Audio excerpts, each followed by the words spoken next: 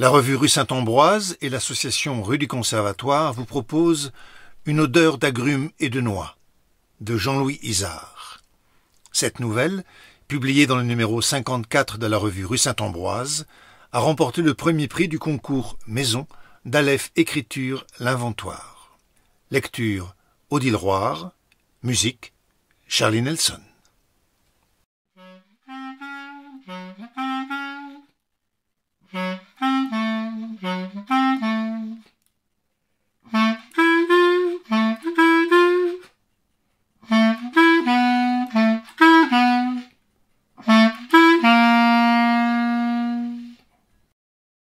On arrive fatigué, évidemment. On a roulé toute la journée, on a patienté dans les embouteillages, on s'est assoupi lors des longues portions d'autoroute, on s'est réveillé au coup de klaxon, le cœur affolé, en espérant que les passagers dormaient eux aussi et ne se sont pas rendus compte de notre défaillance. On a baissé la vitre pour faire entrer de l'air et relevé la vitre pour qu'il y ait moins de bruit. On a allumé la radio et puis éteint la radio. On a plissé les yeux face au soleil. On a bu un coup d'eau tiède dans la petite bouteille en plastique coincée près du levier de vitesse, en songeant à plusieurs reprises à se la renverser sur la tête tellement la chaleur était insupportable. On a fini par le faire, quand il ne restait plus que 200 kilomètres, ce qui fait qu'on a soif en arrivant. On a chaud. On est un peu étourdi et soulagé aussi d'avoir bouclé le trajet avant la nuit, avant la pluie parfois, sain et sauf cette fois-ci encore. Tout le monde est là. On est content. On est arrivé. On rentre à la maison. On rentre dans la maison. Et on sourit. On ne peut pas s'en empêcher. Irrépressiblement, nos lèvres s'étirent en relevant les joues des enfants que nous sommes restés. « Dis papa, c'est encore loin ?» On est arrivé, mon chéri. On est à la maison. Notre maison. Que l'on retrouve, que l'on aime, qui n'a pas changé. Notre bonne vieille maison. Et pourtant, cette fois-ci, ce n'est pas exactement comme d'habitude. Ce n'est pas comme toutes ces fois où on entrait sans arrêt dans la maison, tous les jours, plusieurs fois par jour, machinalement, sans y prêter attention. Il y a si longtemps, avant de partir, avant de la laisser, avant les vacances. Cette fois-ci, on entre doucement, précautionneusement, courbaturé par les heures de voiture, ralenti par nos articulations engourdies et notre cerveau encore sur la route. On s'arrête, on s'étire, on se creuse un peu les reins, on renverse la nuque en arrière, on regarde lentement autour de nous. On la regarde pour de vrai cette fois-ci. On l'écoute, le menton relevé, l'œil écarquillé, l'oreille aux aguets et la narine large. On respire la maison. On respire son air qui repose depuis presque un mois, immobile et dense. Et soudain, on la reconnaît. On la retrouve, comme elle était et comme on l'avait oubliée. Une odeur d'agrumes et de noix, vaguement mêlée d'effluves de plâtre mouillé et de produits ménagers.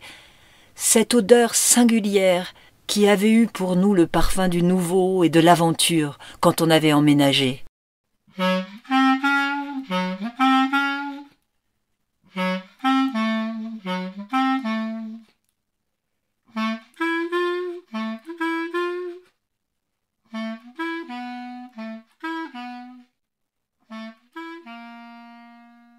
Dès l'entrée, on entend la lame de plancher qui craque, et cette porte qui grince et qu'on se promet de graisser, comme on s'était promis l'an dernier.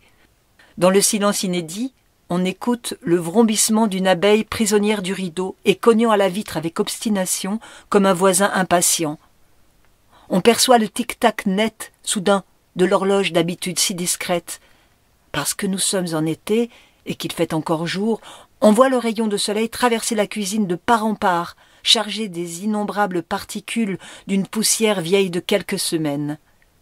On remarque avec indulgence la peinture écaillée à l'angle du chambranle, l'ombre sur la couleur des murs qu'il faudrait rafraîchir, les pétales tombés au sol d'un bouquet fané dans un vase dont toute l'eau s'est évaporée.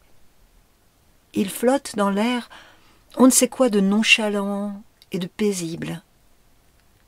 La maison semble prise d'un curieux engourdissement, comme si elle avait profité de nos vacances pour faire une sieste. Un temps suspendu. Et puis soudain les cris des enfants qui déboulent dans l'entrée, les bruits de galop dans le couloir, la course vers les toilettes, les valises flanquées à la va-vite dans le salon, les roulements de tonnerre qui grimpent puis qui dévalent 4 à 4 les escaliers, les chambres qu'on retrouve, le défilé dans la cuisine, les bousculades vaines devant le frigo encore vide, les placards qu'on fouille, la table qu'on encombre, le jardin qu'on envahit. À nouveau, les portes qui claquent, les robinets qu'on ouvre, les chaises qui raclent. À nouveau le tumulte, les exclamations, les courants d'air, la musique. L'abeille a interrompu sa quête, l'horloge s'est tue. J'ai senti la maison sursauter, une vibration ténue, infime, qui est remontée sous mes pieds, le long de mes jambes, de mon dos, jusqu'à ma nuque, un frisson presque imperceptible de mon abdomen. Une sensation si fragile.